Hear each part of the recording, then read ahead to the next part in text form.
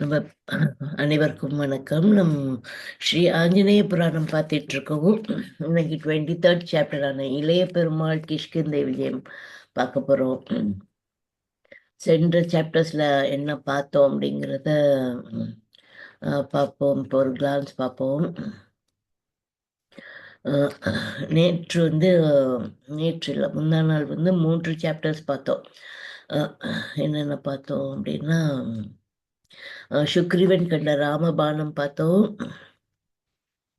அதுக்கு அடுத்தது வாலி சுக்ரீவ யுத்தம் பார்த்தோம். அதுக்கப்புறம் வாலி வதம் பார்த்தோம். 3 சாப்டர்ஸ் பார்த்தோம். இது ராமபிரானால சண்டை போட்டு ஜெயிக்க முடியுமா அப்படின்னு வாலிக்கு இல்லை, சுக்ரீவனும் ஒரு சந்தேகம் வருது. வாலியும் சுக்ரீவனும் பிரதர்ஸ். சுக்ரீவனுக்கு அவன் அநியாயமா அவனோட நாட்டை வாடி பிடுங்கிட்டு அவளை நம்பவும் செய்யாம நாட்டை விட்டு துரத்தி விட்டுருவாரு. அவருடைய மனைவியையும் விட மாட்டார். அவ சுக்ரீவனோடய போயிடுறாரு நினைப்பா, ஆனா அதையும் விட மாட்டார். அதனால நான் காப்பாத்தி உனக்கு தரேன், நீ பயப்படாத அப்படின்னு ராமபிரான் சொல்லும் போது, அப்ப இவரால் எப்படி முடியும், இவர் ஒரு வெள்ளு அம்பும் தானே வச்சிருக்காரு அப்படின்னு நினைக்கும் போது, ஒரு மராமரம் சொல்லிட்டு 7 மாமரங்கள் வந்து அது வாலியோட பராக்கிரமம் என்னன்னு நீங்க தெரிஞ்சுக்கணும், அதுக்காக சொல்றேன் அப்படின்னு சுக்ரீவன் சொல்ல ஆரம்பிக்கிறான் அண்ணனை பத்தி. இங்கே அவருக்கு பிடித்த கனிகள், அவருக்கு பிடித்த 7 மரங்களை நட்டு வச்சாரு. அது அப்போ ஒரு பாம்பு அதை இது பண்ண வந்துச்சு. அந்த கனிகளை சாப்பிட்டு அதை தூக்கி போட வந்துச்சு. அதனால அந்த பாம்பை பிடித்து அதை அது மேல இந்த மரங்களை முளைக்க வச்சுட்டாரு அவரு. அவ்வளோ பராக்கிரமம் உள்ளவர் அவர் அப்படின்னு சொல்லி அண்ணனை பற்றி சொல்கிறார். அப்போ லக்ஷ்மணனுக்கு சொல்கிறாரு, இப்போ ராமரால் அவர் ஜெயிக்க முடியாதுன்னு நீங்கள் நினைக்கிறீங்களா அப்படின்னு சொல்லிட்டு அண்ணனோட சக்தியை பற்றி எடுத்து சொல்கிறாரு. அவர் அவர் 14,000 பேரை வர வழியில் ஒரு முகூர்த்த நேரத்திலே அழித்துட்டு வந்திருக்காரு. இந்த மாதிரி தாடகை அவங்க சுபாகு அவங்களெல்லாம் அவர் 13 வயதாக இருக்கும் போதே விஸ்வாமித்திரரோட போகும்போதே அவங்களெல்லாம் அழித்தாச்சு அப்படின்லாம் சொல்லிட்டு, இந்த மராமரங்களில் உடனே ராமர் வில்லம்ப எடுக்கிறாரு. லக்ஷ்மணன் ஆதிசேஷனுடைய தோற்றம், அவருடைய ரீஇன்கார்னேஷன். அதனால அவர் கட்டவிரல்ல காலோட கட்டவிரலை இப்படி அழுத்துறாரு லக்ஷ்மணன். உடனே அந்த சர்ப்பம்லாம் அவங்களுக்கு அடியில் உள்ளது தானே, அது கீழே உள்ள சர்ப்பம், அந்த பாம்பு நேர்கோடாக நிற்குது. அதனால அது முதுகுல இருக்க எல்லா மரங்களும் நேர்கோட்டுக்கு வந்தது, ஒரே ஸ்ட்ரெயிட் லைனுக்கு. அப்போ ராமபிரான் வில்ல எடுத்து ஒரு வில்ல எடுத்து இது பண்ணும்போது 7 மரங்களுக்குள்ளாரையும் நம்ம வில்லு பாய்ந்து போகுது. அதுக்கப்புறமா அவர் கொஞ்சம் நம்ப ஏறார், நான் உங்களை சந்தேகப்பட்டதை தவறு அப்படின்னு மன்னிப்பு கேட்டுக்கிறாரு சுக்ரீவன். சரி, உங்க என்னன்னா போய் கூப்பிடு வரத்துக்கு சண்டைக்கு அப்படின்னோடனே இவர் மறைந்து நிற்கிறாரு. ராமபிரான் மரத்துக்கு பின்னாடி மறைந்து நின்றுக்கிறாரு. இவர் நிற்கிறத பார்த்துட்டு அவர் தைரியமாக போய் கூப்பிட்றாரு, கத்துறாரு. அப்புறம் இவனுக்கு என்னடா அவ்வளோ நாள் மறைஞ்சிருந்தான், இப்போ சண்டைக்கு கூப்பிட்றானேன்னா அவரும் வாலியும் இதில் ராத்திரி நான் இது சண்டை போடுற நேரம் இல்லை, பகலில் வா அப்படிங்கிறாரு. நீ பயந்துக்கிட்டு உள்ளே இருந்துட்டு வர மாட்டேங்கிற அப்படின்னோன்னா சரின்னு வரா வாலி. தொங்கிட்டு இருப்பான். சரின்னு வரான். சரின்ட்டு சண்டை போடுறாங்க. இவனுடைய சுக்ரீவனுடைய பாதி பலத்தை அவர் எடுத்துக்கிட்டாரு. அவர் ஒரு மாலை வச்சிருப்பாரு, இந்திரன் கொடுத்த கவர்ன மாலை. அத போட்டோனே ம எதிராளி போர் செய்றவங்களோட பாதி சக்தி இவனுக்கு வந்துரும். அந்த மாதிரி சக்திய எடுத்துக்கிட்டுறாரு. அதுக்கப்புறம் அ அடிச்சு துவச்சு போட்டுறாரு சுக்ரீவன். ரத்தமா கொட்டுது. அவனுக்கும் இவரு சுக்ரீவன் சண்டை போட்டதுனால வாலி உடம்புகளும் சிகப்பாக தோலெல்லாம் அப்படியே சிகப்பா மாறிருமா. ஆனா இவருக்கு அப்படியே ரத்தம் ஊத்தும். அப்படியே அப்புறம் அந்த மலைக்கு ஓடி போயிடுறாரு. அங்க போயிட்டா அவங்க அண்ணனால அந்த இதுக்குள்ளார வர முடியாது. அந்த ஏரியால வர முடியாது. ஏன்னா சாபம். அங்க போனா அவனுடைய தலை வந்து சுக்குநூறாக ரிஷியந்த பர்வகம் அந்த மலையோட பேரு. அங்க போயிடுறாரு சுக்ரீவன். அப்புறம் நீ தப்பிச்சிட்ட அப்படின்ட்டு வாலி வந்து போயிடுறார் கோவமா. அப்புறம் ராமபிரான் இங்கே வந்தோடனே என்ன இப்படி செஞ்சிட்டீங்க, என் வந்து மறைஞ்சு நின்றுக்கிட்டே இருந்தீங்க, என்னை வந்து காப்பாத்தலையே. இதுதான் நீங்கள் நட்புக்கு கொடுக்குற அடையாளம், என்னை நண்பனாக ஏற்றுக்கொண்டீங்களே. என்னுடைய துன்பத்தை உங்கள் துன்பமாக நினைக்கிறோம்னு சொன்னீங்க, என்னுடைய சந்தோஷத்தை உங்கள் சந்தோஷம்னு சொன்னீங்க, ஆனால் இப்படி பண்ணிட்டீங்களே அப்படின்னு சுக்ரீவன் கேட்கும்போது, நீங்கள் ரெண்டு பேரும் பார்க்க ஒரே மாதிரி இருக்கிறீங்க, எந்த ஒரு வித்தியாசமும் தெரியல. முகம், தோற்றம், உயரம், குரல். நான் உங்கள கொல்றேன், நான் என்ன உங்க அண்ணன கொல்றேன்னு சொல்லிட்டு அம்ப உங்க மேல பாய்ச்சிட்டேன்னா, அது நண்பனே கொல்றதாக ஆயிடும். துரோகம் ஆயிடும். அந்த துரோகத்த நான் செஞ்சேன்னா, நான் உயிர் விட்டுருவேன். நான் உயிர் விட்டா லக்ஷ்மணன் உயிர் விட்டுருவான். நாங்க உயிர் துறந்தது இவருக்கு பரதனுக்கும் சத்ருகன் ஆகிய தம்பிகளுக்கு தெரிஞ்சா, அவங்களும் உயிரை விட்டுருவாங்க. அதனால தர்மப்படி நண்பனை கொல்லக்கூடாது. உங்க 2 பேருக்குள்ளார எனக்கு வித்தியாசம் தெரியல. அதனால தான் நான் அமைதியாக இருக்க வேண்டியதாயிடுச்சுன்னு ராமபிரான் எடுத்து சொல்றாங்க. இப்ப மறுபடியும் போய் கூப்பிடு. இப்போ ஒரு மாலைய வந்து லக்ஷ்மணன கட்டி கொண்டு வர சொல்றாங்க. அவரு ஒரு பூ மாலை கட்டி கொண்டு வராரு. அரளிப்பூ மாலை கட்டி கொண்டு வராரு. அதே வந்து சுக்ரீவன் கழுத்துல போட்டோன்னே அவரு போய் மறுபடியும் சுக்ரீவன் சண்டைக்கு கூப்பிடுறாங்க. அப்பயும் அவங்களுடைய மனைவி, வாலியுடைய மனைவி ரொம்ப கெட்டிக்கார பெண் அவ. அவ பேர் வந்து நல்ல பேர் சொல்றேன் நானு. அவங்க அந்த பெண் வந்து சொல்றாங்க, ம் அ போகாதீங்க. ஏன்னா இப்பதான் அவன் அடி வாங்கிட்டு போனான். அவனுக்கிட்ட உடம்புல சக்தியே இல்ல. இந்த மாரி ராமர், லக்ஷ்மணன் 2 மானிடர்கள் வந்து வந்திருக்காங்க. அவங்க தசரதரோட பிள்ளைகளாம். அவங்க பராக்கிரமம் நெறைய உள்ளவங்களாம். 14,000 வீரர்கள ஒரு முகூர்த்த நேரத்திலே முடிச்சவங்களாம். அதனால நீங்க போகாதீங்க. அவங்க பின்னாடி இருக்க பக்கபலமாக இருக்கிறது தெரிஞ்சு தான் அவங்க அந்த தைரியத்துல தான் உங்க தம்பி வந்து உங்கள கூப்பிடுறான். நீங்க போகாதீங்கன்னா, வாலியோடைய மனைவி வந்து எடுத்து சொல்றா. ஆனாலும் அவன் கேட்கல. அவன் வந்து அஹ அவன நொடிப்பொழுது அதாவது அவர் சொல்றாரு வாலி, அவர் தர்மம் தெரிஞ்சவர். எனக்கும் அவருக்கும் எந்த ஒரு முன்விரோதமும் இல்ல. அ அதனால ம் அ நீ வந்து அ நீ வந்து பயப்படாத அப்படின்னு சொல்லிட்டு போறாரு. அ அப்படின்னோனே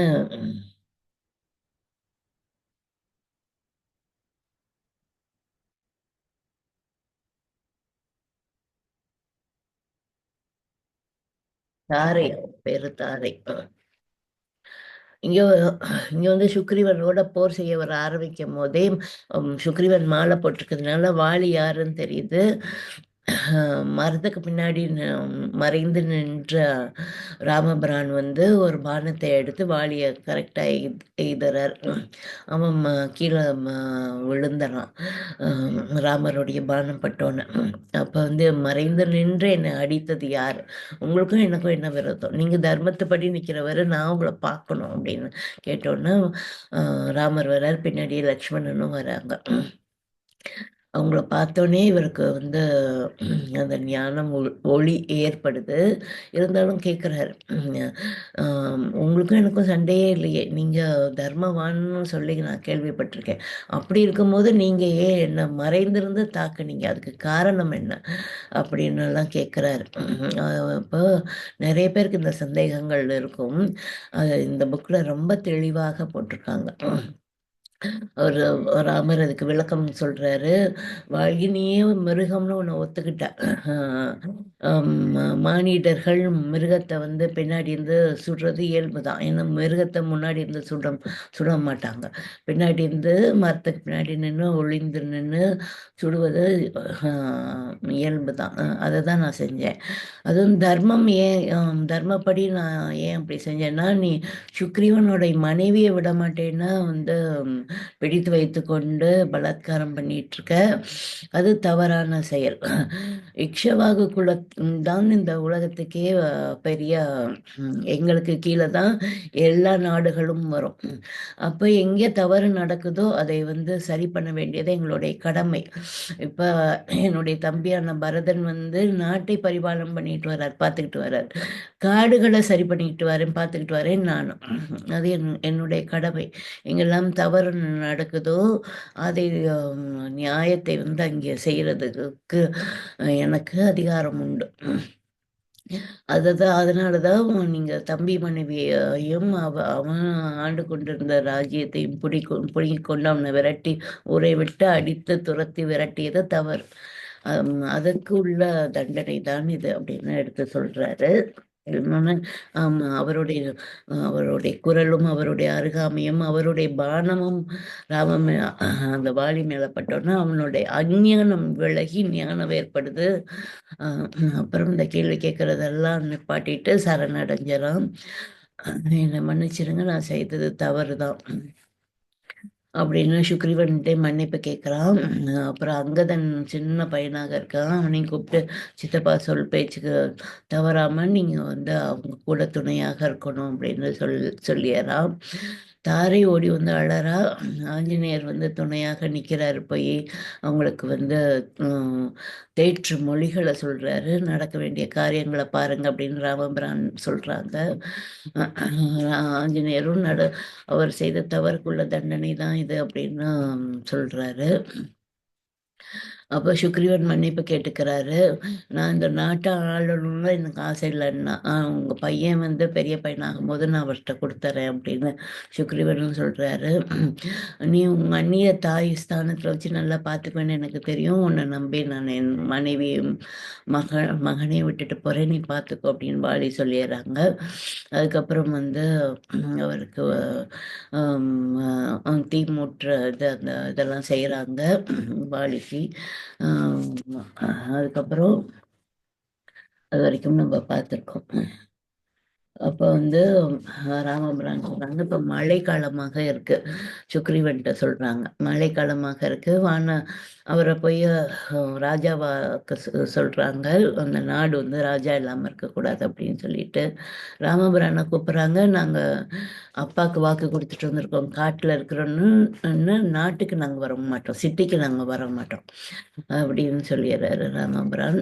அதனால அப்புறம் ஒரு ஹனுமானும் போயிட்டு அங்கதனும் போயிட்டு சுக்ரீவனை ராஜாவாக்கிட்டு அப்போ வந்து நமஸ்காரம் பண்ணிட்டாங்க ராமபிரான். அப்போ ராமபிரான் வந்து அந்த கிஷ்கிந்தையில் உள்ள வீரர்களை எல்லாம் எல்லா பக்கமும் தேட அனுப்புகிறேன் அப்படின்னு சொல்கிறாரு சுக்ரீவன். இல்லை இப்போ வேண்டாம், மழை காலமாக இருக்குது, வானரங்கள்லாம் கஷ்டப்பட்டு போயிடுவாங்க, நான் போய் காத்திருக்கிறேன். நீ இருந்த அந்த வனத்திலே நானும் போயிருக்கிறேன்,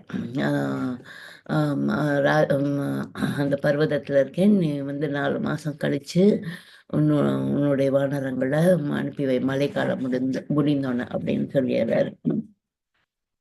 சரின்னு சொல்லிட்டு இவர் காட்டில் இருக்காங்க, அவங்க நாட்டை போய் ஆண்டு கொண்டு இருக்கிறார். இப்போ 23rd சாப்டர் பார்ப்போம். இளைய பெருமாள் கிஷ்கிந்தை விஜயம். மழைக்காலம் முடிந்து விட்டது. கரை புரண்டு ஓடிய ஆறுகளில் நீரோட்டம் மட்டுப்பட்டதால் அமைதி ஏற்பட்டு ஒரே சீரான ஓட்டமாக இருந்தது. நிரம்பி வழிந்த ஏரிகளில் நீர் குறைந்து சிறு சிறு அலைகள் கரைகளிலே வந்து மோதும் காட்சி மனதுக்கு ரம்யத்தை உண்டாக்கியது. மரங்களின் கிளைகளில் நிறைந்திருந்த கூடுகள் இருந்த பட்சிகளுடைய குஞ்சுகள் புதிய உலகத்தை கண்டு மகிழ்ச்சியில் கூச்சலிட்டன.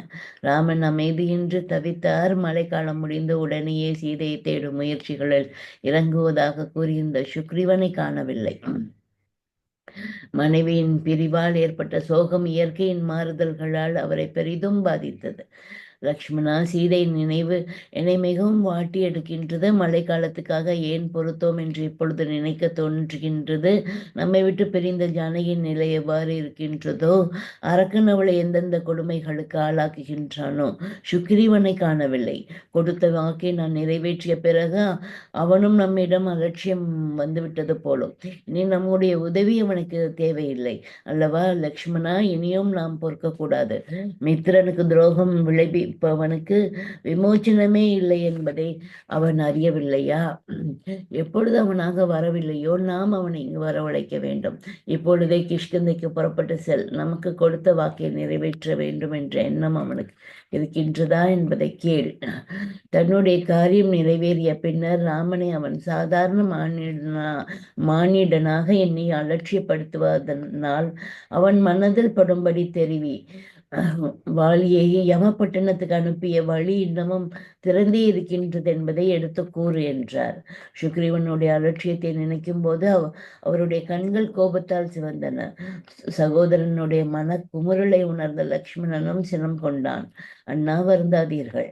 தங்களை நன்கு உணர்ந்திருந்தும் தங்கள் விஷயத்தில் அலட்சியமாக இருக்கும் அவன் தண்டிக்கப்பட வேண்டியவனே. இதோ கிஷ்கிந்தைக்கு புறப்படுகின்றேன் என்று வில்லை கையில் எடுத்துக்கொண்டு புறப்பட்டான் லக்ஷ்மணன். அவன் கோபத்தை கண்ட ராமன் ஏதோ அசம்பாவிதம் நடந்துவிடப் போகின்றதே என பயந்தார். லக்ஷ்மணா என்று அழைத்தார். குழந்தாய், சுக்ரீவனுடைய அலட்சியத்தை கண்டு நீயும் என்னை போல கோபப்பட்டது இயற்கையே. அன்று ஜனஸ்தானத்தில் கரதூஷணர்களை வதைத்த எனக்கு ஜானகி இந்த க்ஷணமே நம்மிடம் கொண்டு வந்து விட செய்வது முடியாத காரியமில்லை. சில காரியங்கள் இன்னின்ன விதமாக நடக்க வேண்டும் என்று விதிக்கப்பட்டிருக்கின்றன. அதன் வழியில் தான் நாம் செல்ல வேண்டும். ஆகவே இந்த சமயம் நாம் கோபப்படுவதற்கு உகந்ததல்ல. மனதை சாந்தப்படுத்திக்கொள். சுக்ரீவனுடைய மனதில் நன்றாக படியும்படி இதமாக எடுத்து சொல்லி அவனை இங்கு அழைத்து வா என்றார். அவருடைய வார்த்தைகளை கேட்டு லக்ஷ்மணனுடைய நெஞ்சம் நெகிழ்ந்தது. ராமனுடைய பாதங்களை தொட்டு கண்களில் ஒற்றிக்கொண்டு கிஷ்கிந்தைக்கு புறப்பட்டார். ராமர் லக்ஷ்மணர்களை போன்று மற்றொரு ஆத்மாவும் சுக்ரீவனுடைய தாமதத்தை கண்டு வருந்தியது.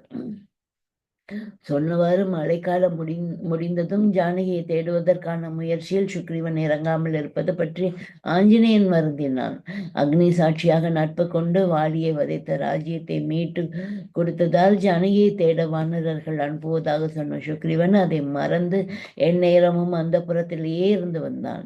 ராமன் கோபிப்பாறை என்று துளி கூட நினைக்காது அவன் இன்பர் லோகத்திலேயே மூழ்கி கிடப்பது கண்டு ஆஞ்சநேயன் மிகவும் வருந்தினான். உத்தம புருஷர்களான ராமர் லக்ஷ்மணர்களுடைய விரோதத்தை சம்பாதித்துக் கொள்ளும் நிலையில் சுக்ரீவன் இருக்கின்றானே நம் மனம் குமரினான். ராமனை பார்த்ததிலிருந்து அவனுடைய கருணை நிறைந்த பார்வையாலும் பிறரிடம் தயாள மனத்தோடு அவர் நடந்து கொள்ளும் தன்மையாலும் வெகுவாக ஈர்க்கப்பட்டு விட்டான் ஆஞ்சநேயன். அந்த புருஷோத்தமனுடைய அருகிலேயே இருந்து அவருக்கு பணிவிடைகள் செய்ய உள்ளம் விளைந்தது. இந்த கருணை ததும்பும் முகார விந்தத்தை எந்த நேரமும் கண்டு ரசிக்க அவன் கண்கள் துடித்தன. அவர் நினைவே சதா அவன் சிந்தனையில் குடிக்கொண்டிருந்தது.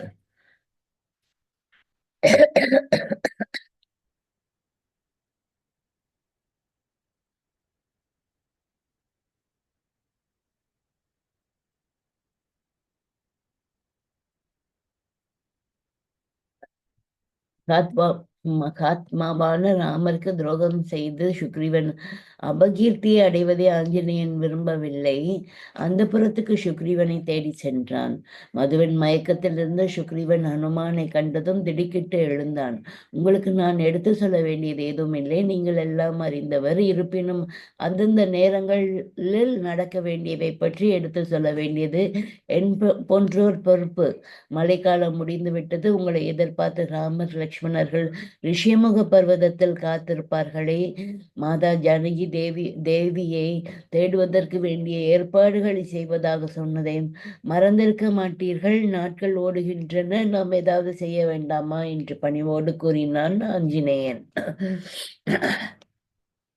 ஆமா ஆஞ்சநேயா, எந்த ஏற்பாடுகளை செய்ய வேண்டும் என்று என்று ஆட்டிய சுக்ரீவன் பொறுப்பை சுலபமாக ஆஞ்சநேயன் தலை மீது வைத்து விட்டான். உலகமே உலக எங்கும் உள்ள வானர வீரர்களை 15 நாட்களுக்குள் கிஷ்கிந்தைக்கு வந்து சேருமாறு உத்தரவு பிறப்பிக்க முக்கிய அதிகாரிகளிடம் சொல்லி அதற்கான ஏற்பாடுகளை நீ கவனி என்று தெரிவித்துவிட்டு மறுபடியும் இன்ப மயக்கத்தில் ஆழ்ந்து விட்டான். ஆஞ்சநேயர் ஸ்ரீராமர் காரியத்தை மகிழ்ச்சியோடு ஏற்றுக்கொண்டு தாரன், நீலன், அங்கதன் முதலானவர்களை கலந்து ஆலோசித்தான். அங்கங்கே உள்ள வானர தலைவர்களுக்கும் வீரர்களுடன் உடனே கிஷ்கிந்தை வந்து சேருமாறு உத்தரவுகளை அனுப்பி வைத்தான். இவ்வாறு அவன் முக்கிய ஏற்பாடுகளை முனைந்திருக்கும் வேளையில் கோபத்தால் முகம் சிவக்க லக்ஷ்மணன் கிஷ்கிந்தையின் வாயிலில் வந்து நின்றான். லக்ஷ்மணனுடைய கோபாவேசத்தைக் கண்டு காவலர்கள் நடுநடுங்கினர். எங்கே சுக்ரீவன் என்று லக்ஷ்மணன் கர்ஜித்ததை கேட்ட ஒரு சிலர் மூர்ச்சித்து விழுந்தனர். எஞ்சியவர்கள் அரண்மனையை நோக்கி ஓடினர். சுக்ரீவனோ அந்த புறத்தில் நிலை தெரியாது கிடக்கின்றான். அவனுக்கு எப்படி செய்தியை ஏற்றச் செய்வது? யுவராஜன் அங்கதனை அழைத்து வந்தார்கள். லக்ஷ்மணனை கண்டதும் இரு கைகளையும் கூப்பியவாறு ஓடி வந்து அவன் பாதங்களில் விழுந்து வணங்கினான். அந்த அங்கதன், பிரபு ராம அனுஜ வரவேண்டும். தங்கள் வருகையில் கிஷ்கிந்தை மேலும் பிரகாசம் அடைகின்றது என்று வரவேற்றான். அங்கதனை ஒரு கையால் அணைத்தபடி, அங்கதா, சுக்ரீவன் எங்கிருக்கின்றான்? என் சகோதரனுக்கு அவன் கொடுத்த வாக்கை மறந்து விட்டான் போலிருக்கின்றது. அதனால் ராமன் கோபம் கொண்டிருக்கின்றார். சுக்ரீவனை நான் பார்க்க விரும்புவதாக சொல்லி இப்பொழுதே அழைத்து வா என்றான் லக்ஷ்மணன். அந்த புறத்துக்கு வந்த அங்கதன் சுக்ரீவனுடைய நிலையை கண்டு மனம் கலங்கினான். எழுந்து சென்று லக்ஷ்மணனை வரவேற்ற பேசக்கூடிய நிலையில் அவன் இருக்கவில்லை. மதுவின் மயக்கம் அவனை உட்கார விடாது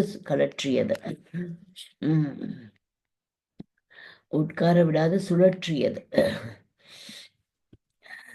தாரை முதலானவர்கள் சுக்ரீவனுக்கு லக்ஷ்மணனுடைய வருகையை எடுத்து கூறி எழுந்து சென்று அவனை வரவேற்று சமாதானம் செய்யுமாறு வேண்டினார்கள். சுக்ரீவனோ நிற்க முடியாது திண்டாடினான்.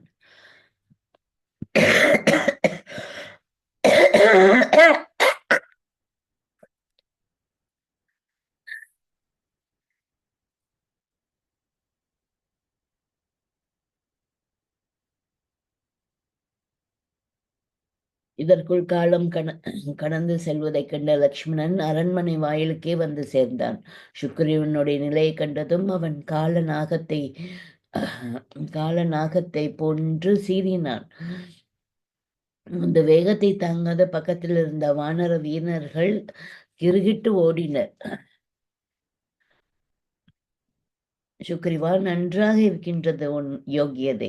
உன் காரியம் முடிந்ததும் எங்களோடு பேசியதெல்லாம் மறந்து விட்டதா? மழைக்காலம் முடிந்ததும் மேற்கொள்வதாக நீ கூறிய காரியம் என்னவாயிற்று?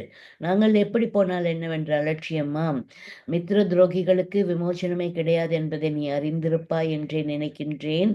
உன் விஷயத்தில் ராமன் கடுமையாக கோபம் கொண்டிருக்கின்றார். வாலியை யமபட்டணத்துக்கு அனுப்பிய வழி இன்னமும் திறந்திருக்கின்றது என்பதே உனக்கு எடுத்து காட்டவே நான் இங்கு வந்தேன். ராமபாணத்தின் வலிமையை நீனும் காண விரும்புகின்றாயா? உனக்கு துரோகம் செய்வதற்காக வாலி ஒருவனை மட்டுமே ராமர் கொன்றார். ஆனால் தன் விஷயத்தில் அலட்சியமாக இருக்கும் உன்னையோ உன் கூட்டத்தோரோடு அழித்து விடுவார் என்பதை மறந்து விடாதே என்று கடுமையான கோபத்தோடு சுக்ரீவனை பார்த்து சொன்னான் லக்ஷ்மணன். அந்த வார்த்தைகளை கேட்ட சுக்ரீவன் நடுநடுங்கினான். பக்கத்தில் இருந்த தாரை லக்ஷ்மணனை நெருங்கி அவனை வணங்கினாள்.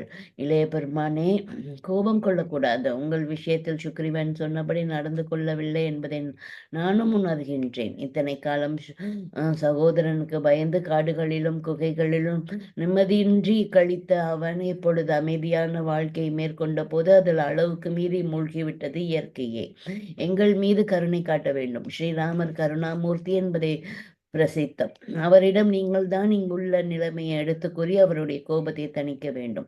வாலி அடியுண்டு மரணமுற்றதை கண்ட பிறகும் ராமபாணத்தை எதிர்க்கக்கூடியவன் யார் இருக்கின்றான்? ஸ்ரீராமருக்கு தான் கொடுத்த வாக்கை சுக்ரீவன் மறக்கவில்லை. உலகெங்கிலும் உள்ள வானர வீரர்களை உடனடியாக கிஷ்கிந்தைக்கு வந்து சேருமாறு உத்தரவுகள் அனுப்பப்பட்டு விட்டன. விரைவிலேயே அவர்கள் வந்து விடுவார்கள். அவர்கள் வந்ததும் ஸ்ரீராமனுடைய சன்னிதானத்துக்கு அழைத்து வரலாம் என்று சுக்ரீவன் காத்திருக்கின்றான் என்றாள். லட்சுமணன் கோபத்தோடு வந்திருக்கும் செய்தி அவனுக்கு எட்டியதும் திடுக்கிட்டு அசம்பாவிதம் ஏதும் நிகழ்ந்து விடக்கூடாதே என ஓடி வந்தான். லட்சுமணன் கண்கள் சிவக்க சுக்ரீவனை பார்த்தபடி நிற்பதையும் தாரை லட்சுமணனுடைய மனம் சமாதானம் கொள்ளும் வகையிலும் பேசுவதையும் கண்டான். ஓடி வந்து லட்சுமணனை வணங்கினான். சுவாமி, ஆஞ்சநேயனுக்கு அனுகிரகம் செய்ய வேண்டும் என்று பிரார்த்தித்த அவன் இரு கைகளையும் கூப்பி லட்சுமணனை பார்த்து சொன்னான்.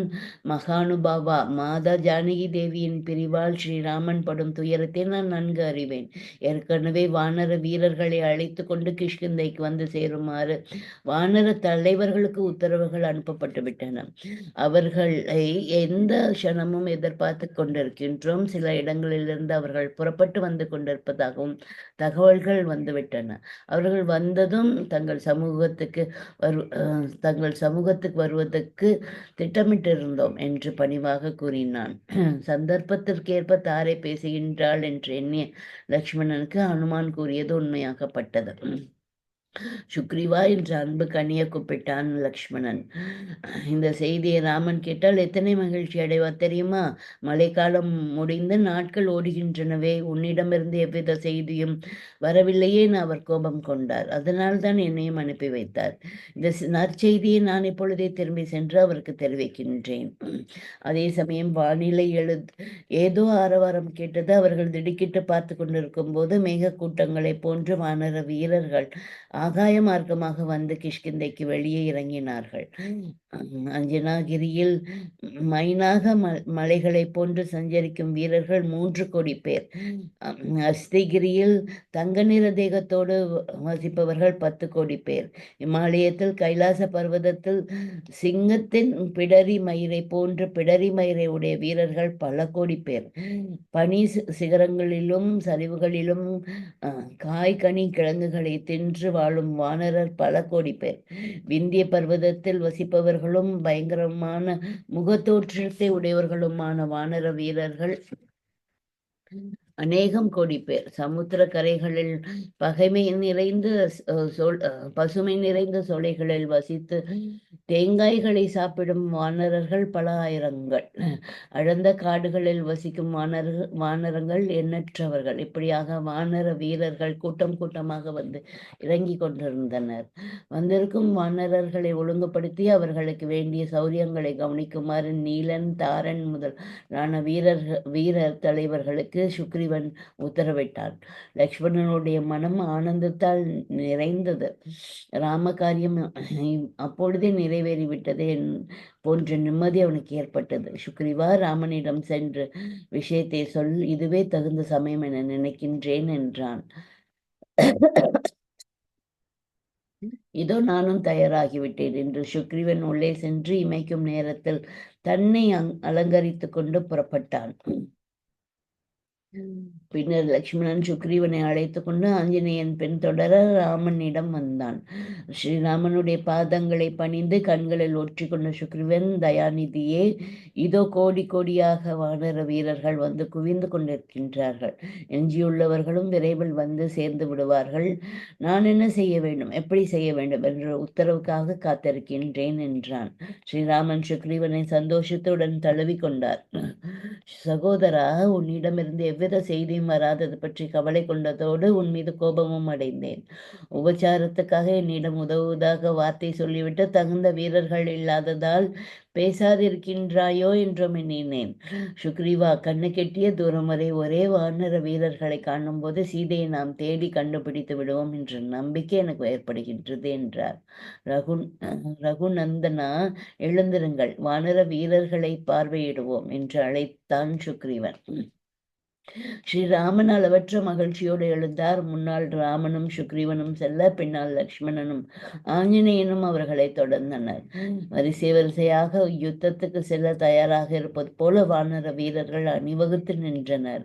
அவர்களுடைய முன்னிலையில் அவர்களுடைய தலைவர்களும் சுக்ரீவனுடைய உத்தரவை எதிர்பார்த்து நின்றனர்.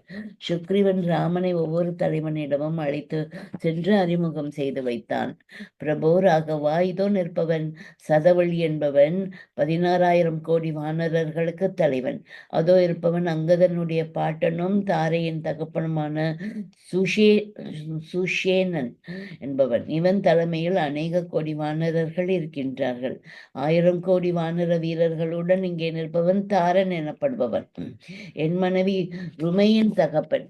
அங்கே இருப்பது கேசரி எனப்படுபவன். அவன் பக்கத்தில் கவக்ஷன் நிற்கின்றான். இதோ பாருங்கள் ரகுவீரா, வானர வீரர்கள் மட்டுமல்ல கரடி வீரர்களும் தங்கள் உத்தரவை எதிர்பார்த்து காத்து நிற்கின்றார்கள். தூம்ரன் தலைமையிலே எண்ணற்ற கரடிகள் தயாராக இருக்கின்றார்கள். மாவீரன் ஜாம்பவான் கரடிகளுக்கு அரசன் ஆவான். 10 கோடி வீரர்களுடன் அவனும் காத்திருக்கின்றான். இதோ வரிசையாக பனசன், நீலன், கவியன், தரிமுகன், கஜன் ஆகிய வானர சிரேஷ்டர்கள் தங்கள் தங்கள் தலைமையின் கீழ் இயங்க பல கோடி வீரர்களுடன் நிற்கின்றார்கள். இவர்கள் இருவரும் அஸ்வினி தேவதையின் புத்திரர்கள். மைந்தன், த்வீதன் என அழைக்கப்படுவார்கள். அங்கே ருமன்பா, கந்தமாதனன், இந்திரஜானு, ரம்பன், துர்முகன், ததிமுகன், சரபன், குமுகன், வக்னி, ரம்ஹன் ஆகியோர் எந்த க்ஷணமும் புறப்படும் நிலையில் கோடிக்கணக்கான வீரர்களுடன் காத்திருக்கின்றார்கள். இவர்களுடைய பராக்கிரமத்தை பற்றி தனித்தனியாக விவரிக்க தேவையில்லை. நினைத்த மாத்திரத்தில் வானிலை கிளம்பி 10, 20, 30 யோஜனை தூரங்களுக்கு அப்பால் போய் குதிக்கக்கூடியவர்கள். சிகரங்களை அசைத்து பெயர்த்து தூக்கி எறியும் வல்லமை உடையவர்கள். மரங்களை வேரோடு பிடுங்கி அவற்றையும் ஆயுதங்களாக கொண்டு சண்டையிடக்கூடியவர்கள். கொந்தண்டர் அம்மா, மற்றொரு விஷயத்தையும் தெரிவிக்க விரும்புகின்றேன். ஒரு சமயம் இம்மாலயத்திலே மகேஸ்வர யக்னம் ஒன்று நடந்தது. அப்பொழுது சிந்திய ஹோம திரவியங்களில் இருந்து மரங்கள் சில உண்டாயின. அவற்றின் வேர்களையும் பழங்களையும் புசிப்பவர்கள் 1 மாத காலம் வரை பசி என்பதை அறிய மாட்டார்களாம். வானர வீரர்களை அழைத்து வர சென்ற நீலன் அதை கண்டு அம்மரங்களின் வேர்களையும் கனிகளையும் வானர வீரர்களுக்கு கொடுத்து சாப்பிட செய்துள்ளான். அதனால் அவர்கள் பசி என்ற சோர்வை அடையாத தங்கள் காரியத்தில் ஈடுபட முடியும். பிரபு, என் காரியத்தை முடித்துவிட்டு தங்களுடைய உத்தரவுக்காக நான் காத்திருக்கின்றேன். எங்களுக்கு தாங்கள்தான் உத்தரவிட வேண்டும் என்றான். ஸ்ரீராமனுடைய நெஞ்சம் நெகிழ்ந்து விட்டது. கண்கள் ஆழ்ந்த பாஷ்பத்தை பொழிந்தன. அத்தனை வானர வீரர்கள் முன்னிலையும் சுக்ரீவனை அன்போடு கட்டி தழுவி கொண்டார் ஸ்ரீராமபிரான். சுக்ரீவா, என் மகிழ்ச்சியை நான் எவ்வாறு உனக்கு எடுத்து கூறுவேன்? சீதையை தூக்கி சென்றவன் இலங்கேசனான ராவணன் என்று நினைக்கின்றேன். பஞ்சவடியில் இருக்கையில் ராமனுடைய சகோதரி சூர்பனகை எங்களிடம் வந்தாள். என்னை மணக்க அவள் விரும்பினால் நான் ஏற்கனவே மணமானவன் என்று எடுத்து கூறி அவளை அனுப்ப முயன்றேன். அவளோ சீதை இருப்பதாலேயே நான் மறுப்பதாக எண்ணி அவளை விழுங்கிவிட ஓடி வந்தாள். லட்சுமணன் அவளை தடுத்து மூக்கையும் காதுகளையும் துண்டித்து அவமானப்படுத்தி அனுப்பினான். அவள் ஜனஸ்தானத்திலிருந்து தன் சகோதரர்கள் கரண், தூஷணன் இருவரிடம் சென்று சொல்ல அவர்கள் என்னோடு யுத்தத்துக்கு வந்து அழிவை அடைந்தார்கள். அவர்களோடு இருந்த 14,000 அரக்கர்களும் என்னால் கொல்லப்பட்டார்கள். ஆகவே சூர்பனகை இலங்கைக்கு சென்று ராமனிடம் சொல்லி அவளை தூக்கி இருக்க வேண்டும். ஏனெனில் மாரீசன் மாயமானாக வந்து என்னையும் லக்ஷ்மணனையும் பர்ணசாலையிலிருந்து வெகு தூரம் அழைத்து சென்று சமயத்தில் ராவணன் சீதையை கவர்ந்து சென்றிருக்கின்றான். சீதையை தேடி நாங்கள் வருவோம் என்பதை உணர்ந்து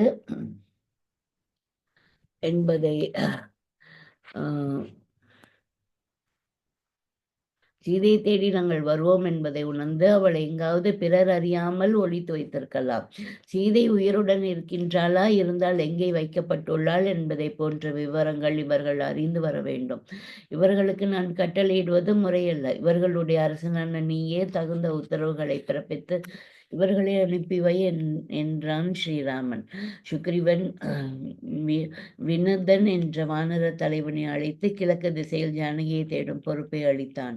இங்கு குழுமியிருக்கும் வானர வீரர்களில் 4 ஒரு பகுதியினரை உன் தலைமையில் அழைத்து சென்று பர்வதங்களிலும் அரண்யங்களிலும் குகைகளிலும் தேடுங்கள். சமுத்திரத்துக்கு அப்பால் அநேக தீவுகள் இருக்கின்றன, அங்கெல்லாம் சென்று தேடுங்கள். அரக்கர்களால் உங்களுக்கு ஆபத்து படாத வகையில் மிகுந்த ஜாக்கிரதையாக நடந்து கொள்ளுங்கள். அதே சமயம் அங்கங்கே வசிக்கும் சாதுக்களுக்கும் உங்களால் இடைஞ்சல்கள் ஏதும் நேரக்கூடாது. சரியாக இன்றிலிருந்து 1 மாத காலத்தில் உங்கள் வேலையை முடித்து கொண்டு திரும்பி வந்து செய்தி சொல்ல வேண்டும் என்று உத்தரவு கொடுத்தான். அடுத்து தன் மாமனான சூஷேஷனனை மேற்கு திசையில் தேட வீரர்களுடன் புறப்படுமாறு சொன்னான். சதவள்ளி என்னும் வானர தலைவனிடம் வடக்கு திசையில் தேடும் பொறுப்பு அளிக்கப்பட்டது. கடைசியாக நீலன், ஜம்புமான், சுகோத்ரன், கவாஷன், கலையன், மைந்தன், திவிபவன், விஜயன், கஜன், கந்தமாதனன் ஆகியோரை அங்கதன் தலைமையில் தெற்கு திக்கை நோக்கி புறப்படுமாறு சொன்னான். அவர்களோடு ஆஞ்சநேயரையும் சொல்லுமாறு அஜ்னியாபித்தான் அப்படின்னு சொல்லி 23rd முடிச்சிருக்காங்க. 24th வந்து ஆற்றல் மிக்க ஆஞ்சநேய மைந்தன் அப்படின்னு சொல்லிட்டு ஒரு ஸ்மால் சாப்டரு, அதை பார்த்துருவோம். 1 பேஜ் தான். ஆற்றல் மிக்க ஆஞ்சநேய மைந்தன். சுக்ரீவனிடமிருந்து சமிஞ்சை கிடைத்ததும் வானர வீரர்கள் புறப்பட்டார்கள். முதலில் வினதன் என்ற வீரர்களுடன் புறப்பட்டு கிழக்கு திசையில் சென்றான். அடுத்து சூஷேனன் மேற்கு திக்கு நோக்கி புறப்பட்டான். சதவழி வடக்கு திக்கிலே பிரயாணத்தை தொடங்கினான். வானர வீரர்கள் உற்சாகத்தோடு தரையை உதைத்து கொண்டு வானிலை எழுந்தபோது அந்த பிரதேசம் நடுங்கியது. அங்கதன் தன்னை சேர்ந்தவர்களுடன் மேற்கு திசையில் புறப்பட தயாரானான். சுக்ரீவன் ஆஞ்சநேயனை அழைத்து, ஆஞ்சநேயா, நடைவேகம், சுறுசுறுப்பு, பராக்கிரமம் அனைத்திலும் நீ உன் பிதாவான வாயுவுக்கு சமமானவன் அல்லவா? பூமியிலும் சரி ஆகாசத்திலும் சரி நீ நுழைய முடியாத இடம் கிடையாது. ஆகவே சீதையை கண்டுபிடிக்கும் விஷயத்தில் உன்னையே நான் முக்கியமாக நம்பியுள்ளேன். பலம், புத்தி, பராக்கிரமம், அந்தந்த சந்தர்ப்பங்களுக்கு ஏற்ப நடந்து கொள்ளுதல் போன்ற உத்தம குணங்கள் உன்னிடம் விளங்குகின்றன என்றான். அப்பொழுது பக்கத்தில் இருந்த ராமன் தம் விரலிலிருந்து மோதிரத்தை கழற்றி ஆஞ்சநேயரிடம் அளித்து, இது உன்னிடம் இருக்கட்டும். உன் திறமையில் எனக்கு நம்பிக்கை இருக்கின்றது. உன்னால் ஜானகியை நான் அடைவேன் என்ற எண்ணம் எனக்கு தோன்றுகின்றது. சீதையை கண்டு அவளுடன் பேச சந்தர்ப்பம் கிட்டுமானால் இந்த மோதிரத்தை அவளிடம் சேர்ப்பித்து எங்களை பற்றி தெரிவி. விரைவிலேயே அவளை மீட்டு செல்வோம் என்று கூறு என்றார். பணிவோடு மோதிரத்தை பெற்றுக்கொண்ட ஹனுமான் அதை கண்களில் ஒற்றிக்கொண்டு பரவசம் அடைந்தான். ஸ்ரீராமன் ஹனுமனை அழைத்து, ஆஞ்சநேயா, என்னிடமிருந்து நான் வருகின்றாய் என்று சீதை தெரிந்து கொள்ள இந்த சம்பவங்களை கூறு என்று தண்டகாரண்யத்தில் நடந்த தனக்கு மட்டும் தெரிந்த சில சம்பவங்களை கூறினார். ஆஞ்சநேயன் ராமர் லக்ஷ்மணர்களை வலம் வந்து வணங்கினான். ஐயனே, காரியத்தை வெற்றிகரமாக முடித்து கொண்டு திரும்ப அடியனுக்கு ஆசிர்வாதம் செய்யுங்கள் என்று பிரார்த்தித்தான். ஸ்ரீராமன் புன்முறுவலோடு மாருதிக்கு அனுகிரகித்தார். பின்னர் ஆஞ்சநேயன் சுக்ரீவனிடம் விடை பெற்று அங்கதன் முதலானோரோடு கிளம்பினான். அப்படின்னு அந்த 24th சாப்டர் முடிச்சிருக்காங்க. அடுத்தது வனத்திலே ஒரு அதிசயம். இதை வந்து நாளை பார்ப்போம். நாளை வந்து கிளாஸ் இருக்கும்னு நான் நினைக்கிறேன். அதுக்கப்புறம் தான் 1 வீக் வந்து நம்ம பிரேக்கு தைப்பூசத்துக்காக. இப்போ 2 சாப்டர் நம்ம பார்த்துருக்கோம்.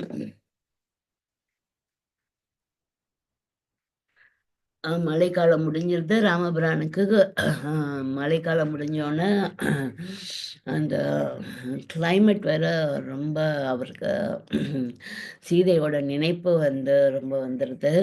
ரொம்ப கஷ்டப்படுறாரு. பிரிந்திருக்க வேதனை வேற, அதனால வேதனைப்படுறார். அந்த கிளைமேட் எப்படி மாறுதுன்னா, அந்த ஆறுலலாம் மழை வெள்ளம்லாம் தணிந்து அந்த தண்ணி வந்து அப்படியே மெதுவான அலைகள் வந்து கரையில் மோதுதான். மழைக்காலம் முடிஞ்சு வானம் வெளிரி அப்படியே கிளைமேட் வந்து கூலிங்காக அந்த மாதிரி இருக்கான். மரங்கள்லேருந்து பறவைகள் எல்லாம் குஞ்சுகளை பொரித்துட்டு எல்லாம் இரை தேட போயிட்டு அந்த குஞ்சுகளின் சத்தமெல்லாம் கேட்குதாம், பறவைகளோட சத்தம்லாம். ஆற்றில் நீர் சலசலன்னு ஓடிக்கிட்டே இருக்குதாம். மரங்கள் எல்லாம் அப்படியே மெல்லிய தென்றல் காற்றை வீசுதாம். ஏன்னா மழைக்காலம் இப்போ தானே முடிஞ்சிருக்கு, அதனால பச்சை பச்சேன்னு இருக்கான் எல்லா இடமும். அதை பார்த்தோன்னே அந்த கிளைமேட் மாறினோன்னே மழைக்காலமும் முடிஞ்சோடனே இங்கே சீதையோட நினைப்பு ரொம்ப வந்துடுது அவருக்கு. அதனால கோபம் வந்துடுது. சுக்ரீவனுக்கு நம்ம வந்து அவனுக்கு வேணுங்கிறத செஞ்சு கொடுத்தோம். இப்போ நம்ம மனைவியை தேட அவன் மழைக்காலம் முடிஞ்சோடனே வீரர்களோட வரோன்னு சொன்னானே வரல அப்படின்னு கோபம் வந்துடுது. லக்ஷ்மணனை கூப்பிட்டு சொல்றாரு, எங்க நம்மளுடைய வாலியை கொன்ற நம்மளால ராவணனை கொன்று சீதையை மீட்டு வர முடியாதா? அதுக்கு இவருடைய இவன் வந்து மறந்துட்டானே, நண்பனாக இருந்துட்டு இப்படி மறந்துட்டானே அப்படின்னு சொல்லி கோபப்படுறாரு. போய் பாரு அப்படின்னு சொல்லி லக்ஷ்மணன் கூப்பிட்டு சொல்லும் போது, சரி நான் போறேன்னு அவன் லக்ஷ்மணன் புறப்பட்டோன்னு ராமனுக்கு சற்று கோபம் தெளிஞ்சு எங்கே கோபப்பட்டுற போறானோ அங்கே போயின்ட்டு லக்ஷ்மணன்ட்ட ராமபிரான் சொல்லுவாங்க, இப்போ நம்மளே போய் சீதையை மீட்டு கொண்டு வந்துடலாம், ஆனால் என்னென்ன காரியங்கள் இப்படி தான் நடக்கணும் அப்படின்னு சொல்லி வழிமுறை அப்படி ஒன்று இருக்கு. அப்போ இந்த வானர வீரர்கள்லாம் வந்து தான் அந்த சீதையை மீட்டு கொண்டு வரணும் அப்படிங்கிற இந்த மாதிரி இருக்கு. அதனால நீ போய் ரொம்ப கோபப்பட்டுறாத, நம்ம காத்திருக்கோம் அப்படிங்கிற செய்தியை வந்து அவருக்கு நினைவுபடுத்து அப்படின்னு சொல்லி அனுப்பி வைக்கிறாரு. இந்த பக்கம் என்னன்னா சுக்ரீவன் வந்து இவ்வளவு நாட்களாக மனைவியை பிரிந்து காட்டுல திரிந்துக்கிட்டு சோகத்தோட இருந்ததுனால இப்ப மனைவியோட அந்தப்புறத்துல வந்து மதுவை அறிந்து கொண்டு அந்த மயக்கத்திலே இருக்கிறான். சுக்ரீவன் ஓட அரண்மனைக்கு லக்ஷ்மணன் வந்து வாசப்படியில் நின்னோன்னு, அரண்மனை வாயில் நின்னோன்னு அவனுடைய கோபத்தில் வானர வீரர்கள்லாம் திக்குமுக்காடி போயிடறாங்க. அந்த பெருமூச்சும் அந்த கண்கள் சிவந்தும் இருக்கிறதுல நிறைய பேர் கீழே எல்லாம் விழுந்துடுறாங்க அந்த வெப்பம் தாங்க முடியாமல். அப்போ சரின்ட்டு எல்லா வீரர்கள்லாம் ஓடி போய் சொல்கிறாங்க. அங்கதன் உடனே ஓடி வந்து கட்டி பிடிச்சிக்கிறான், லக்ஷ்மணனை வரவேற்கிறான். பாலியோடைய பையன், சுக்ரீவனுக்கு அண்ணா பையன்.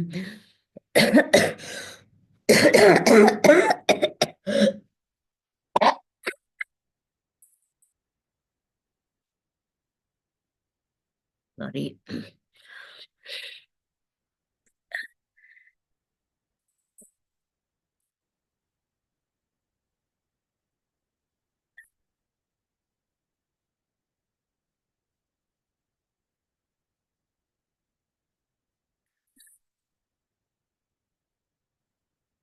அப்படின்னோன்னு அங்கதன் போய் வந்து வரவேற்கிறாரு. உடனே வந்து அங்கேருந்து சுக்ரீவனை வந்து போக சொல்லி தாரை வாலியின் மனைவி வந்து எடுத்து சொல்கிறாங்க, அவங்க கோபத்துக்கு நம்ம ஆளாகக்கூடாது, நட்புக்கு துரோகம் செய்யக்கூடாது, நீ உன் கடமையை செய்ய அவங்க வந்திருக்காங்க, போய் வரவேற்று அவங்கள உபசரி அப்படின்னு அண்ணி வந்து அவங்களுக்கு அறிவுரை சொல்லிட்டு, இங்கே லக்ஷ்மணன்ட்ட வந்து நீங்கள் கோபம் கொள்ளாதீங்க, அண்ணனும் கோபமாக இருக்காங்க அப்படின்னு லக்ஷ்மணன் சொல்கிறாங்க, கோபப்படாதீங்க அப்படின்னு தாரை எடுத்து சொல்கிறாங்க. முன்னாடியே ஆஞ்சநேயர் வந்து சுக்ரீவன்கிட்ட வந்து இந்த மாதிரி வானர இந்த மாதிரி மழைக்காலம் முடிஞ்சிருச்சு, நம்ம இன்னும் இப்படி அமைதியாக இருக்கிறது சரியில்லை, ஏற்பாடுகளை செய்யணும்னா நீனே அதுக்குள்ள ஏற்பாடுகள்லாம் செய்ய அப்படின்னு ஆஞ்சநேயர்கிட்ட அந்த பொறுப்பை கொடுத்துறாரு சுக்ரீவன். அதனால ஆஞ்சநேயர் மற்றவங்களோட நீலன், அப்புறம் தாரன், அதுக்கப்புறம் அங்கதன் இவங்களோடலாம் கலந்து ஆலோசித்து எல்லா இராணுவ வீரர்களையும் வர சொல்லி ஏற்பாடு பண்ணுறாங்க. செய்தி அனுப்பிடுறாங்க. அப்பதான் லக்ஷ்மணன் வந்து சத்தம் போடுறாங்க. அப்ப தாரகை வந்து சொல்றாங்க, "நீங்க கோபம் கொள்ளாதீங்க. இந்த மாரி அவங்க வீரர்கள் எல்லாம் அனுப்ப சொல்லி அம் செய்தி போயிருச்சு. எந்த நேரமோ அவங்கலாம் இப்ப வந்துருவாங்க." அப்படின்னு சொல்லி சுக்ரீவன் மேலயும் கோபப்படாதீங்க. இவ்வளோ நாள் அவன் காட்டுல வந்து தனிமையில இருந்ததுனால, இப்ப இந்த ஆனந்தத்த அனுபவிச்சுக்கிட்டு இருக்கான். அவன மன்னிச்சிருங்க அப்படின்னு சொல்றாங்க. அதுக்குள்ளார ஹனுமானும் இங்க வந்து அவங்கள லக்ஷ்மணனுக்கு வணக்கம் சொல்லிட்டு, அவரும் இதே செய்திகள சொல்றாரு. 2 பேரும் ஒரே மாரி செய்திகள சொன்னோனே, அ அ லக்ஷ்மணன் வந்து கோபம் தணிஞ்சு சாந்தமாறாரு. அப்புறம் சுக்ரீவனும் தள்ளாத நடையில எந்திரிச்சு வந்து மன்னிப்பு கேட்டுக்கிறாரு. அதுக்குள்ளார எல்லா பக்கங்கள்லேருந்தும் வானர வீரர்கள் வானில்ல வந்து இறங்கி வராங்க. அப்படியே அவ்வளோ வீரர்கள் வந்துர்றாங்க. ப புழுதி பறக்குது அந்த ஏரியாவே. வானத்துலேருந்து பறந்து பறந்து வந்து வராங்க. அப்புறம் அ எல்லாருமா சேர்ந்து ராமபிரான போய் பார்க்க போறாங்க. அப்போ முதல்ல சுக்ரீவன் போய் மன்னிப்பு கேட்டுக்கிறாரு. அப்ப அ ராமர் பிரானும் வந்து சொல்றாங்க, "எங்க நீ நட்ப மறந்துட்டியோன்னு நான் சந்தேகப்பட்டது தவறுதான்." ம் அப்படின்னு சொல்றாரு. "எங்க நீ பாட்ட அ எல்லாம் கிடைச்சோன்னே அப்படியே பேசாம இருந்துட்டியோன்னு, இப்ப நீ ஆனா அப்படி செய்யல." அப்படின்னு சொல்லி ராமபிரான் சொல்றாங்க. அப்புறம் எல்லாரையும் அறிமுகப்படுத்தி வைக்கிறாரு. அவங்க அண்ணனோட அங்கதனுடைய தாத்தா, அம்மா வழி தாத்தா, அப்புறம் தன் மனைவியின் அப்பா, அவங்க வீரர்கள், அப்புறம் இமாச்சல பர்வதத்திலேருந்து வந்த அம் அந்த அந்த வீரர்கள் அப்படின்னு சொல்லிட்டு, அ இவங்க எல்லாரும் இப்ப இருக்காங்க. எல்லாத்துக்கும் ஒவ்வொரு தலைவனும் இருக்கார். எல்லா வானரங்களுக்கும் ஒரு தலைவனும் இருக்காங்க. இப்ப எல்லாரும் வந்துட்டாங்க. என்ன செய்யணும் அதுக்கப்புறம்? நீங்க தான் சொல்லணும் அப்படின்னோனே, இப்ப சீதையை இலங்கேஸ்வரன் கடத்திட்டு போனாங்கிற செய்தி நமக்கு வந்து ஜடாயு மூலமாக நமக்கு தெரிஞ்சிச்சு. சபரியும் அப்படிதான் சொல்லிட்டு இறந்து போனாங்க, அந்த மூதாட்டி. அதுக்கப்புறம் அந்த கபாடன் அப்படிங்கிற அந்த அரக்கனும் சொல்லியிருக்கான். அதனால அவங்க தெற்கு நோக்கி போயிருக்காங்க. ஆனா அவன் எங்கே கொண்டு போய் ஒளிச்சிருக்கான்னு தெரியல. அதனால எல்லா திசைகளிலும் வானர வீரர்களை அனுப்பி நீ வந்து அவங்க அவங்க எங்கே இருக்காங்க அப்படிங்கிற செய்தியை கேட்டு வரணும் அப்படின்னு சொல்லி ராமபிரான் சொன்னோன்னே, ஆனால் செய்தி இதுதான். அதுக்குள்ள ஏற்பாடுகள நீயே வீரர்கள் மூலம் உன்னுடைய வீரர்கள் நீயே செய் அப்படின்னு சொன்னோன்னே, 4 டைரக்ஷன்லயும் எல்லா வீரர்களையும் அனுப்பி எல்லா குகைகளையும் தேடுங்க. ஆனா குகைகள்ல அப்புறம் ம பர்வதங்கள்ல, மலைகள்லலாம் தேடுங்க. அ ஒரு இடுக்கு இடம் கூட விடாதீங்க. எல்லா இடமும் தேடுங்க. அ அது மட்டும் இல்ல, ம அங்கே முனி சிரேஷ்டர்கள் தவம் செய்வாங்க. அவங்களுக்கெல்லாம் எந்த தொந்தரவும் குடுக்காதீங்க. உங்களால மற்றவர்களுக்கு தொந்தரவும் இருக்கக்கூடாது. அதே சமயத்தில போய் தேடுங்க அப்படின்னு சொல்லி அனுப்புறாரு. அப்ப தெற்கு திசையில அண்ணா பையனான அங்கதனையும் அனுப்பி, அ ஹனுமான்ஜிய அனுப்புறாரு. ஆஞ்சநேயனை அனுப்பும்போது, ஆஞ்சநேயன் வலம் வந்து ம் அ வணங்குறாரு ராமபிரான. அப்ப ராமபிரான் வந்து அவரு அ கணையாழி மோதிரத்தை கழற்றி கொடுத்து, "இத சீதை கிட்ட காட்டு. அ எங்களுக்குள்ளார அவள நீ சந்திச்சன்னா, தனியா பேசக்கூடிய சந்தர்ப்பம் கிடைச்சா, எங்களுக்குள்ளார நடந்த விஷயங்கள 2, 3 எடுத்து சொல்லி, இந்த விஷயங்கள் எல்லாம் நீ வந்து அவளுக்கு எடுத்து சொல்லு. அப்ப நான் வந்து அவளுக்கு வந்து நான் தான் அனுப்பியிருக்கேன்னு அவளுக்கு தெரிஞ்சிரும். கூடிய விரைவிலேயே அவள வந்து நாங்க மீட்டு வருவோங்கிற செய்தியும் அவளுக்கு நம்பிக்கைய குடுத்துட்டு வா" அப்படின்னு சொல்லி அனுப்பி வைக்கிறாங்க. இதுவரைக்கும் நம்ப பார்த்திருக்கோம். ஹனுமானும் வந்து அந்த மோதிரத்தை வாங்கிக் கொண்டு, அந்த விஷயங்களை தெரிந்து கொண்டு தெற்கு அ திசைக்கு நீலன், அங்கதன் ஆகியோரோட புறப்படுறாங்க. இதுவரைக்கும் நம்ம பார்த்துருக்கோம். இன்று வந்து நம்ம ஒரு மந்திரம் சொல்லுவோம். 108 முறை சொல்லிட்டு கிளாஸை நிறைவு செய்து கொள்வோம். அ ஸ்ரீரா என்ன சொல்லலாம் அப்படின்னா, நம்ப வந்து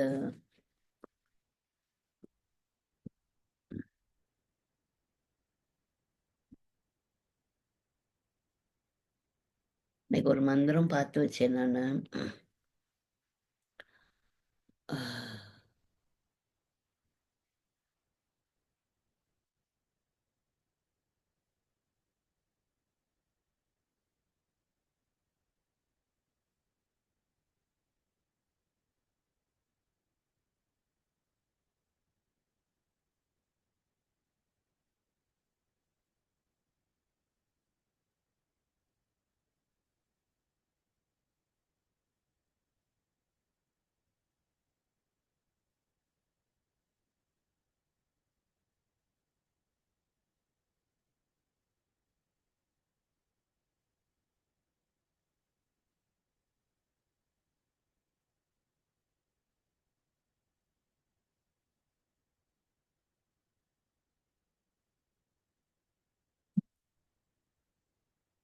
இந்த இது வந்து காயத்ரி மந்திரமா இருக்கு. ஓம் பூர்புவ ஸ்வாக தத் சவிதுர்வரேண்யம் பர்கோ தேவஸ்ய தீமஹி தியோயோன பிரசோதயாத் அப்படிங்கிறது. எல்லாரும் வந்து உங்க கூகுள் சர்ச்க்கு போங்க. அஹ், ராம காயத்ரி மந்திரம் அப்படின்னு போடுங்க. ராமர் ராமா காயத்ரி மந்திரம் அப்படின்னு போடுங்க. இது வந்து யாரால எழுதப்பட்டதுன்னா, இந்த காயத்ரி மந்திரம் வந்து ஆம், விஸ்வாமித்திரரால எழுதப்பட்டது. இந்த மந்திரத்தை எடுத்துக்கங்க. இதை ஒரு 21 முறை சொல்லியெல்லாம். ராமர் காயத்ரி மந்திரம்.